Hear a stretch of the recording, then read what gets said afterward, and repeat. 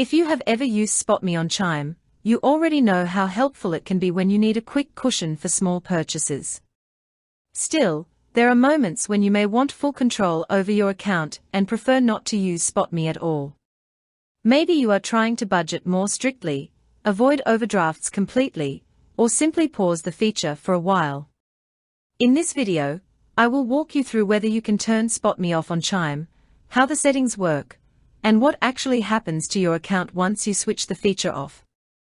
First, let's answer the main question clearly. Yes, you can turn SpotMe off on Chime. The option is available right inside the app, and Chime gives you the freedom to activate or deactivate it whenever you want. SpotMe is not forced on any user, and you are always in control of the feature. To turn SpotMe off, you start by opening the Chime app. Once you are in, head to the main dashboard and tap the SpotMe section. This is the same area where you usually see your SpotMe limit. Inside the SpotMe page, you will find the toggle that controls activation. Simply switch the toggle off, and SpotMe will immediately be disabled for your account. You do not need to call support, file a request, or wait for approval. The change takes effect instantly. Now, what happens after you turn SpotMe off? Chime will stop covering purchases when your balance drops below zero. This means any transaction that would normally push you into negative territory will be declined instead. Your account will no longer use the SpotMe limit, and you won't have to worry about automatically overdrawing. It is important to note that disabling SpotMe does not affect your ability to use your account normally. You can still make deposits, transfer money, and make purchases as long as your balance is positive. One thing many users forget is that SpotMe boosts also become inactive once you turn off the feature.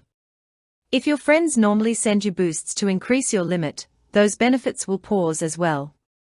This is because boosts only work when SpotMe itself is turned on. Another common question is whether turning SpotMe off hurts your account or removes your eligibility. The answer is no. If you turn the feature off today, you can always turn it back on later as long as you still qualify. Eligibility depends on factors like your account history, your direct deposits, and your general activity. Chime does not penalize you for choosing to disable it. In fact, many people switch it off temporarily when they are working on stricter budgeting goals. If you decide later that you want SpotMe back, returning to the same SpotMe page in your app and switching the toggle back on is all you need to do.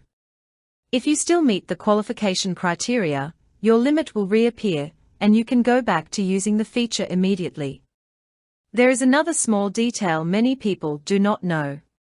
If your balance is currently negative because of SpotMe, you cannot fully turn the feature off until your account returns to at least zero.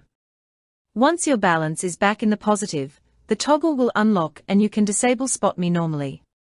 This ensures Chime is not leaving an unpaid SpotMe balance hanging. So, why might someone want to turn SpotMe off? There are several reasons.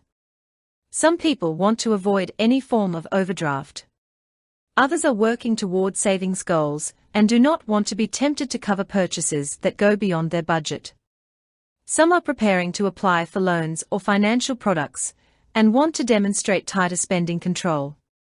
And some simply prefer the peace of mind that comes with knowing every transaction must be covered by their existing balance. Overall, Chime gives its users the freedom to manage SpotMe however they want. The feature is helpful, flexible, and easy to turn on and off.